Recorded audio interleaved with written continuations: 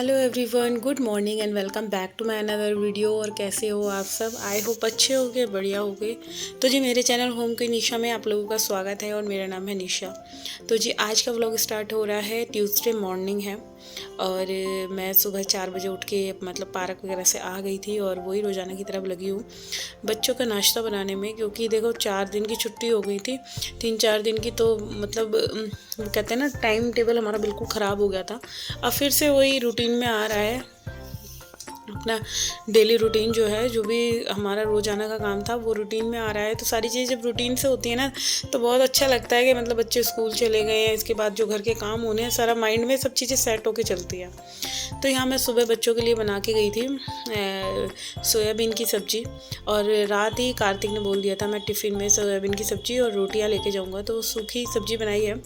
जैसे वो फ्राइड से नहीं कर देते, प्याज वगैरह डाल के फ्राइड मंचूरियन टाइप आते हैं, कुछ ऐसे ही बनाया था। कोशिश ऐसी ही करी, अब देखो पता नहीं उसे पसंद आएगा कि नहीं आएगा। अपनी तरफ से तो बहुत अच्छा बनाया। तो जी यहाँ पे मैं जल्दी से बच्चों के लिए टिफ़िन में आज रोटी की फरमाइश करी है। रोज़ाना तो मेरा बेटा पराठे ले जाता है, तो आज कह रहा था कि मम्मी बस रोटियां बना देना। तो पहले मैंने ना पराठे के लिए लोई ले ली और मेरे दिमाग से निकल गया था कि मेरे को रोटी बनानी है। तो वही मैं फिर लोई मैंने छोटी करी है और यहाँ पे मैंने जल्दी से अब मैं रोटियां बना रही हूँ। और बच्चों के लिए टिफ़िन के लिए सारी तैयारी मैं फ्रेश देती हूँ, रात का कुछ भी नहीं देती। और रात का मैं सबको कहती हूँ रात का देना भी नहीं चाहिए। मॉर्निंग में थोड़ा सा जल्दी उठ जाओ और ताज़ा बना के दोगे तो उसकी क्या कहते हैं, एक अलग ही खाने की खुशबू भी होती है। और एक फ़्रेश खाना तो फ्रेश ही होता है। तो मेरी कोशिश यही रहती है आटा भी मैं फ़्रेश बनाऊँ और सब्ज़ी भी। और कभी रात का मैं बाय चांस कभी मेरी तबीयत ख़राब है तो दे दूँ, अदरवाइज़ मैं रात का कुछ भी देना सही नहीं समझती। क्योंकि बासी खाना तो वैसे भी नहीं खाना चाहिए। हाँ, बच जाए तो बात और है, मगर बाहर बच्चे जा रहे हैं पढ़ने के लिए, स्कूल के लिए, तो बासी खाना बिल्कुल अवॉइड करो। और अब तो खासकर गर्मियों में तो बिल्कुल भी नहीं। और सर्दियों में तो चल जाता है, चलो रात का आटा रखा है, सुबह कोई बात नहीं 2 पराठे बना दिए। बट मैंने सर्दी में भी कभी नहीं दिए। कोशिश मेरी यही रहती है कि मैं चाहे 2 मुट्ठी आटा गूँधूँ बच्चों के लिए, बच्चों के बन जाएँ पराठे या रोटी जो भी कुछ लेंगे। तो यहाँ पे मैंने चाय भी बनने रख दी है और दोनों को दो मैंने उठा दिया था कि तुम उठ जाओ। क्योंकि फिर जब इनका टाइम बिल्कुल हो जाता है ना, इनकी आदत दोनों की इतनी गंदी है कि बहुत ही लेट उठती है। और जब टाइम सारा हो जाता है फिर ना तो ये ढंग से नाश्ता कर पाते और ना ढंग से रेडी हो पाते। तो जब जल्दी बच्चे नहा धो लेते हैं ना, इससे ये फ़ायदा होता है कि बच्चे मतलब तसल्ली से, कहते हैं ना कि बच्चे अपना ब्रेकफास्ट कर जाते हैं। तो इसी वजह से मैंने उनको उठा दिया था कि तुम लोग थोड़ा थोड़ा कुछ खा कर जाया करो, खाली पेट नहीं जाना चाहिए। तो कार्तिक तो कर जाता है बट डुग्गू थोड़ा सा नाश्ता स्किप कर देता है, डुग्गू नहीं करके जाता नाश्ता। और यहाँ पे अब जल्दी जल्दी से मेरी ये छोटी छोटी सी रोटियाँ बन गई हैं और टिफ़िन में पैक कर दूँगी सब्ज़ी और रोटी। और आज बहुत सारे काम हैं क्योंकि थोड़े से मैंने चिप्स भी बनाने हैं। तो अभी मैं सोच रही हूँ जब तक बच्चे जाएंगे उससे पहले मैं ना कपड़ों का भी काम निपटा ही लेती हूँ। तो मशीन के मेरे 2 लॉट सुबह ही घूम गए थे। जब मैं उठी थी मैंने 4 बजे ही मशीन लगा दी थी। तो थोड़े से जो हस्बैंड जी के आने जाने के कपड़े होते हैं वो घूम गए थे और फिर उसके बाद ड्रेसेस 2 राउंड मेरे घूम गए थे। अब तीसरा लॉट मैं लगा कर आई हूँ और अभी मेरे को अपने रूम की बेडशीट भी डालनी है। तो सुबह देख ही सकते हो आप लोग, मतलब सुबह उठने के बाद एक जल्दी उठने से कितने फ़ायदे हैं। थोड़ा सा आलस आता है तो आलस को त्याग कर अगर हम उठ जाते हैं तो पूरा दिन एक तो एनर्जेटिक, अपने लिए भी थोड़ा सा टाइम निकल जाता है। अदरवाइज़ पूरा दिन घर के काम में लगे रहो, अपने लिए हम बिल्कुल टाइम नहीं निकाल सकते।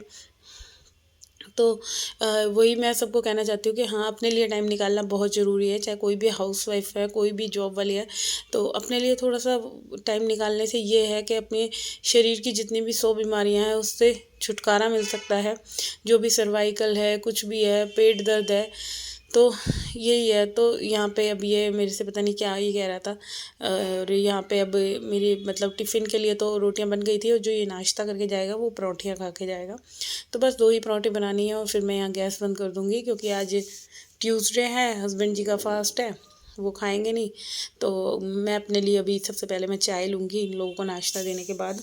क्योंकि चाय पीने के बाद ही मैं काम पे लगूँगी। क्योंकि सुबह से उठे हुए भाई एक कप चाय की क्रेविंग तो हो ही जाती है। और 8 बजे के करीब मैंने चाय भी ले ली थी और चाय लेने के बाद ये जो जितने बर्तन हुए थे मैं इनको भी अभी साथ के साथ साफ़ कर दूँगी। तो काम की कोशिश यही रहती है मेरे जितने भी बर्तन वगैरह हों तो नाश्ते के हैं तो मैं सुबह मॉर्निंग में ही निपटाने की कोशिश करूँ। क्योंकि काम जब देखो मेरे को ही करना है तो मैं क्यों ही आलस करूँ या छोड़ूँ।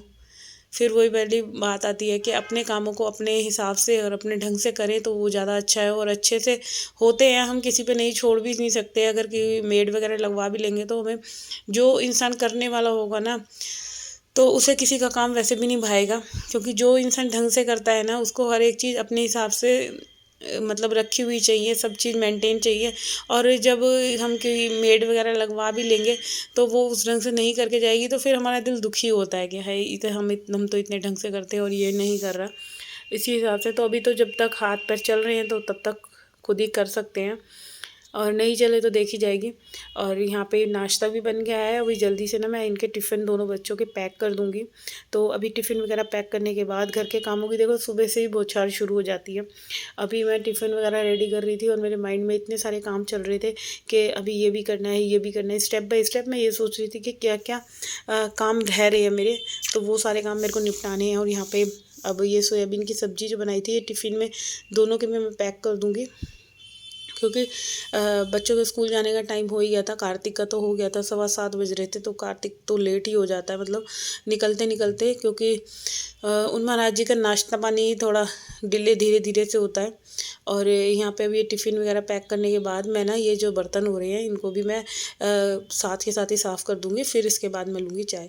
और कोशिश यही करती हूँ अपनी चाय पीने से पहले मेरे जो किचन के जो छोटे मोटे काम है ना, मैं उनको सब कामों को अपना ख़त्म कर दूँ।